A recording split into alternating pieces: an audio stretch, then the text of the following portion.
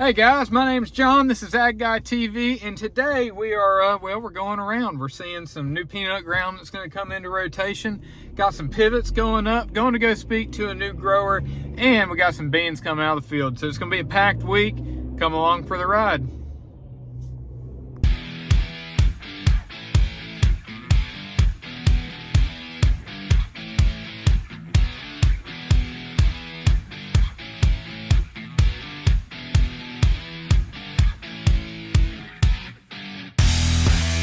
Also got the truck cleaned up over the weekend. First time it's been washed probably in 6 months, really. It was pretty gross. Inside's all cleaned up and cleaned out. Doesn't even look like it's got 120,000 on it. So really happy about that. My wife helped me clean it out. Always gotta have a good spot to work. I can't be the only one that does this. Every time I pass by quality equipment, I always have to stop and see what they got going on. Look at this old 4710 they have sitting here. I don't know how much they want for it. Known quality, probably like $150,000. Old rotted out 4030 right here. It's not even old, but you spray that high test nitrogen through a boom like this, man, it just eats it up. 28005S and 32% through a boom on the 4030. Woo, it'll eat it on up. Well, I couldn't videotape it, but we just had a new grower meeting with a grower down and outside of Dillon, South Carolina. Really nice guy, older fella, is really big into regenerative agriculture. A lot of different multi-species cover cropping programs, banded fertilizer application with custom applicators that he built himself, which is really, really interesting. So I think we're gonna be able to do some work with him. We're looking into some custom blended fertilizer that can kind of help him based off of tissue sampling and soil sampling and removal and land quality. So that's going to be pretty exciting to see. While we're down in this area, we're actually going to run over and check out a couple of our friends. One is Ryan Gibson, one of my really, really good buddies, who's got a beautiful farm down here near John Station in North Carolina. And right next door to him is a great cotton farmer, bean farmer, and corn farmer. His name's Brian Hagler. So we're gonna go check them out. Maybe we can get them on the camera. Well, it's Tuesday and the wheat's up. Right here is about to be some bread in about June. We're gonna harvest it in about June. This is AGS 4714, Ag South Genetics. Got a pretty good wheat line. This is a medium tall variety, supposed to get pretty tall because they're gonna cut straw off of this as well. And when you're cutting wheat straw, well, you want a taller variety. And then it's got good head blight, head scab resistance, so it keeps fungal infections out. And then on top of that, it is a mid to late maturing variety. So, we planted it early, mid to late maturing variety, get a head set late, keep it away from the frost, keep frost damage and collar constriction away. That's the goal. Sometimes it doesn't always work out that way, but it is nice to see fields turning green in December, October, November. I'm bad with months. This is milling grade wheat, so it won't be desiccated. A lot of people in the Midwest and stuff, they'll go in and they'll spray Roundup at the end of the season to try and dry it down. We don't do that. We just let it die naturally, dry down, and then we pull it out. As long as our falling numbers are good and our test weight averages are good, you can go to the mill. If they're not good and they're not within that milling grade classification, well, it'll go to the granary and go to pig feed, chicken feed, turkey feed. Out of breath. I don't know what it is. Didn't have enough coffee this morning. I'm a little disappointed. Usually the cows are out and up here when they hear my truck come up because I give them bread when I come by. They're good cows. They're Black Angus. There's the cow-calf pairs in here. So the mamas and the little calves that will eventually one day be hamburgers. Also, fun fact, on top of the selfie stick and the little handle I got to make the videos more steady and sideways so they take up the whole screen, ordered me a drone, and I got me some GoPros coming, so we'll be able to have some better B-roll. Like I said, we're learning this YouTube thing, and it's only going to get better and better. I think this one's probably way better anyway. So for 2 days so far, we're going to just do the whole week, and we're going to release videos on Sundays. That's my goal. I still got all the TikTok stuff to be able to film and some sponsorship videos, that sort of deal. And so I can't do the YouTube thing and do like bi-weekly uploads. So we'll just take clips and have a good time and interesting stuff we're doing on the farm, and we'll just do kind of just a weekly recap on it and see how it's all gonna work out. I think the YouTube's gonna work out. We just gotta get it underneath our belt a little bit more and figure it out as we go along.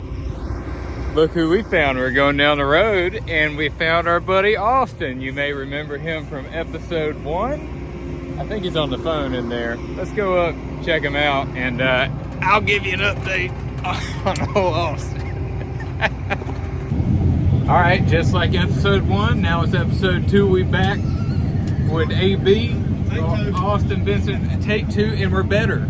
We're better at it this time than last time, and I think we're in a little bit better beans. That's 20 bushels. If you remember, we were in 12.5 bushel beans before. Don't look at the yield monitor right now. We're on the end row. It's 15.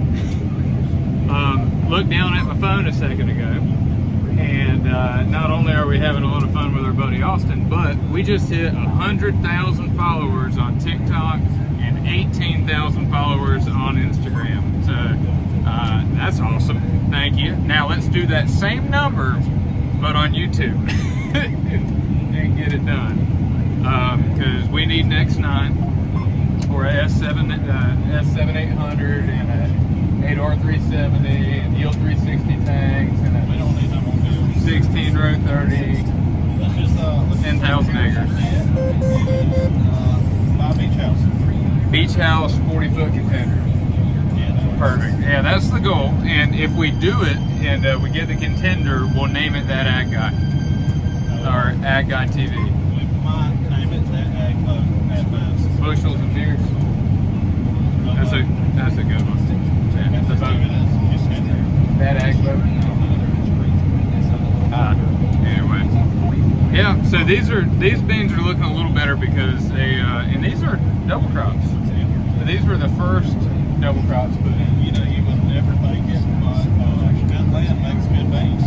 Poor land makes poor beans. It's a crazy concept.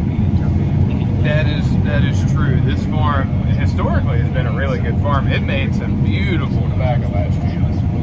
I love seeing tobacco, but you know it's funny. If I remember right, I think there was a tornado that came through here on that tobacco. Didn't it come across the edge? Super wet at the end of the year.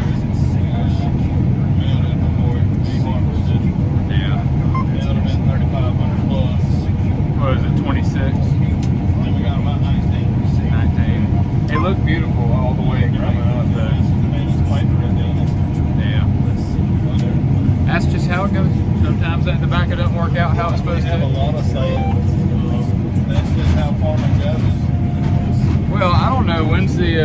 What's the correct way of saying it? I mean, we're gambling every crop that's in the ground. Sometimes it just doesn't work out. Sometimes farming sucks. We don't know why we do that. Yeah, but it's definitely not for the money. That's why we do it. Well, I mean, at the end of the day, that's what you want. It's not about the money, but it's about the money. Yeah. The problem is if you like money, you don't need to be a farmer. You need to go be a banker. Play with other people's money. Or a fertilizer salesman. Now, being a fertilizer salesman is the best of both worlds. I get to play on fun equipment, play with the crop, and, you know, I have risk associated with it, but not personal risk like you have associated with it. So, anyway, I just appreciate being able to come in and take part in it when I do. Yeah. All right, well, we're going to pick some beans. I'll bring you back if we think of something funny. Well, good morning. We're doing a little ducky hunting this morning. It's not too cold. I think it's maybe 48 degrees outside. Got some coffee in the pot. I get the tools out of the closet, as you know. We're meeting our buddy Jeb and meeting our buddy Austin down at the farm first thing, and then we're gonna probably jump in my truck and we're all gonna head over to the swamp. So I'll keep you updated as we go. All right, we made it to the swamp. God, this is cringe. Okay, we made it to the swamp. Austin and Jeb, you can't see him, but he's the light source. All right. Producer John over here. Producer John. Going through the lineup. We're still figuring it out. Roll call, roll call. Roll call, Austin, John, Jeb. I think between the three of us, we might get one duck. Speak for yourself. Yeah. All right, we're gonna try to set up a tripod and record it. It might work, it might not. We'll see how it works. All right. To be determined. To be determined. Goodbye. All right, newsflash, we didn't kill any ducks this morning. Setting the blind, had a really good time talking.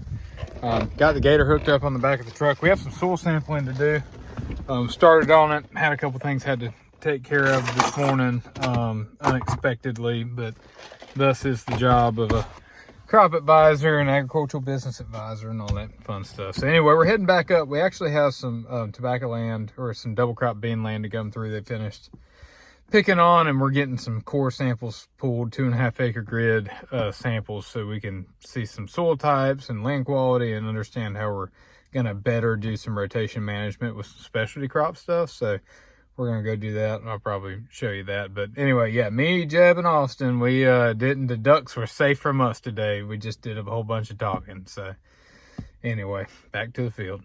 Did you know that these beans are grown specifically for baby food? That's why they're so small. Yeah, I'm kidding you. These are soybeans, and they're bad. These are double crops. See all this straw? Well, that's wheat, and we planted these beans after we harvested wheat. I mean, like directly behind the planter. They were planted on time. Good variety selection, too. We got 13 inches of rain right after planting. Didn't let up. They couldn't breathe, bad germination, and they're very, very small. In farming, we say, well, it just works out that way sometimes. And well, it just works out that way sometimes. Thanks for watching. Y'all have a good day. We're growing something called wheat out here. You might have heard of it. We make bread out of it. And we really need to know how much we actually have out here. We wanted a 1.3 million seed per acre out, but you never know what you actually get. So you gotta do something called a stand count. Let me teach you how to do it. This wheat was planted with something called a grain drill, which is like a little controlled spill inside these little furrows. It drills it into the ground, and there's a 7.5 inch spacing between each one of the rows. So what we're gonna do is we're gonna mark out 3 linear feet in a bunch of different spots in this field, and we're gonna count the plants within that 3 linear feet. And then, because 3 feet is roughly 1/5800th of an acre, we're gonna take the plant stand count in that 3 feet, multiply it by 5,800, and that should be about what your average is per acre. You do that a bunch of times, add them all together, divide it by the amount of times you did it, and that's your average for the entire field. I don't have my tape measure, but this is roughly 3 feet. Let's go do it.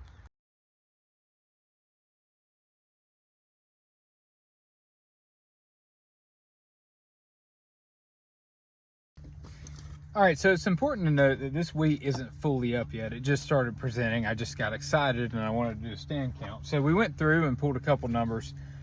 We had 148 seed, 161, 122, and 141. That averages to 143 seed in that 3 feet period. That's seed that have germinated so far. There's still some that haven't spiked out of the ground yet. Now, 3 feet on that 7.5 inch row is about 1/5800th of an acre. So we take that, multiply it by 5,800, which will give us 829,000 seed, which is about 400,000 less than what I'd want. But if you check back here next week, that number is going to be a lot different. But if you want to know what your stand is, well, go through, just do what I just did. Measure it out, understand what your drill is. If you were going to have a 10-inch drill with 10-inch spacing, it'd be 5 feet instead of 3 feet. So there's a stand count. Thank you so much for watching. Y'all have a good day.